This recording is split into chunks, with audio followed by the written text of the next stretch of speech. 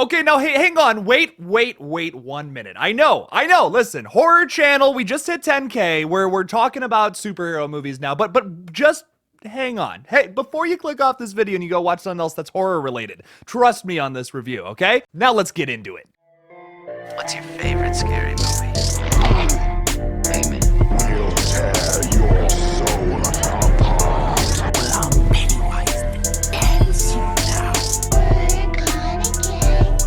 Oh, Lord on the beast! God, don't do that. But sometimes death is better. Hey everybody, what's up? KillJoy Jake here, and instead of having friends, I have horror movies. Today we're talking about Doctor Strange in the Multiverse of Madness, doing a little non-spoiler review of it. Now before I get into this, I'm gonna need y'all to like this video and subscribe if you're new here. Thank you for helping us get to 10K, by the way, I greatly appreciate it. So now getting into this. My non-spoiler review of Doctor Strange in the Multiverse of Madness is that I think a lot of horror fans will absolutely love this film. And it's a must-see if you're a fan of Sam Raimi, The Evil Dead, Drag Me to Hell, for instance, literally any of his films, you will love this movie. Now, unlike a lot of MCU films, the ones that don't stand out all too much, this one actually has a very complex narrative. It stands out like films like Spider-Man No Way Home, Avengers Endgame, Avengers Infinity War, Iron Man. Like, the plots are a lot more in-depth with this movie and some of the other MCU films, which is what I really appreciate about those, the ones that really stick out to me. Some of the other ones, like, you know, the Eternals, Ant-Man, I'm trying to think of some other ones that are just kind of like middle of the road. The first Captain America, they're not bad. They're not bad movies, but they're very simple at the end of the day. They're superhero movies. What a lot of these films forget to do is have an identity.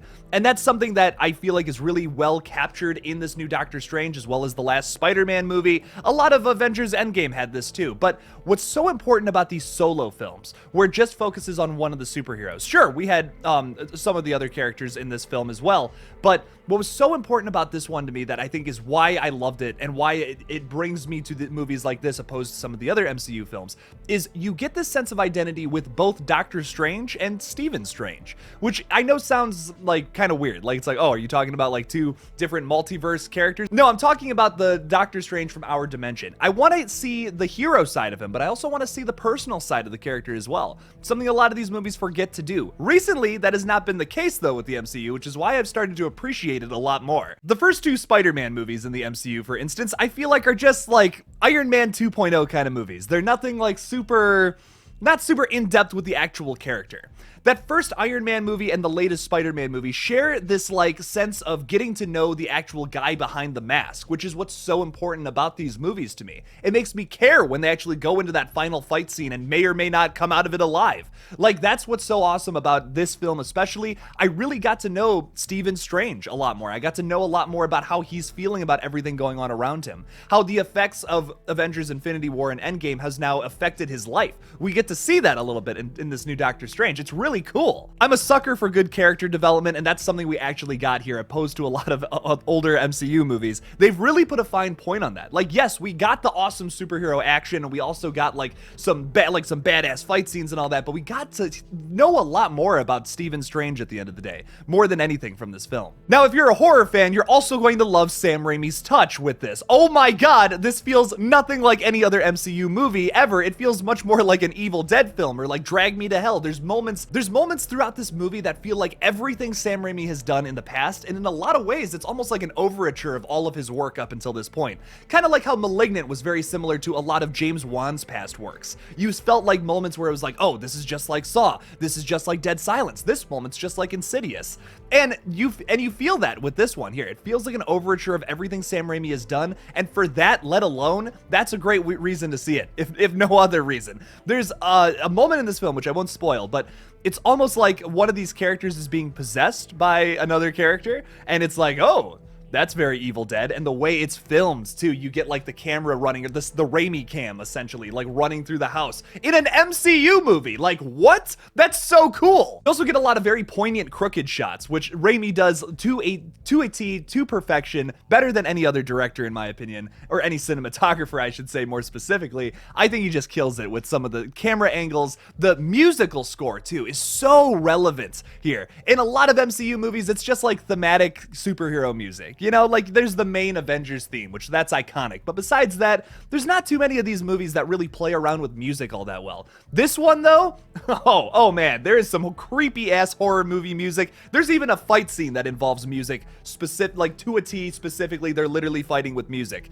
I don't even know how else to explain it besides that. Sam Raimi has given us something really masterful here. It is a superhero movie at the end of the day, but it also captures his fever dream-esque style in a way that I've really never seen before in any other movie up until this point. Doctor Strange is very original for taking multiple different like ideas and themes that we see in movies today and cramming them all together into one thing. A lot of the time, like more times than not actually, that doesn't work. When you try to mix a bunch of different things together and you try to make it into like this brand new thing, it's tough to make that work because you're going to end up with a very complicated and sometimes convoluted plotline.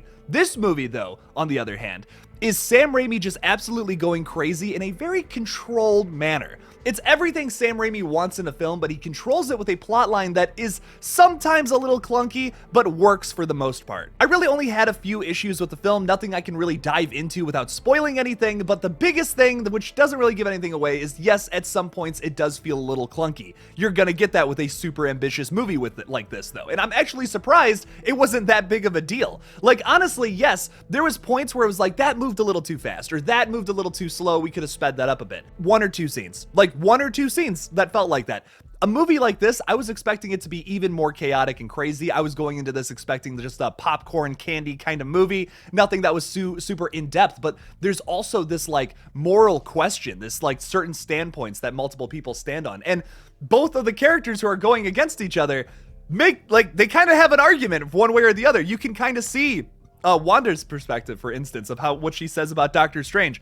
I won't dive into it, I won't spoil it, but it's really interesting what she has to say and how like it actually kind of makes sense. It's very similar to like how Thanos kind of had a point with what he was trying to do. He wasn't going about it the right way, but he does make a point and he's doing it with good intentions, even if he is at the end of the day a villain. Compared to the other MCU films, I actually liked this one a lot. I think it's definitely in my top 5 as of right now. As a horror geek too, like it definitely elevates it a lot with all the horror references throughout, and like these really cool like musical moments that are just so different and so wildly out there compared to other MCU films. Like it's something we don't get in those other movies that was so poignant and so like unable to be missed and done with such a purpose. I really loved how they used music in this. Danny Elfman is absolutely fucking amazing. I would give Doctor Strange in the Multiverse of Madness a 9 out of 10. I think it's kind of arbitrary to rate a movie because everyone experiences films differently, but how I felt about it, 9 out of 10. 4.5 out of 5 stars. Sure, you know, whatever. I really liked Doctor Strange in the Multiverse of Madness, and I'll be doing a spoiler review on it tomorrow morning. But what did you guys think? Did you like Doctor Strange, or like were you kind of like, nah, not really? Are you still going to see it? Leave me something about it in the comments below.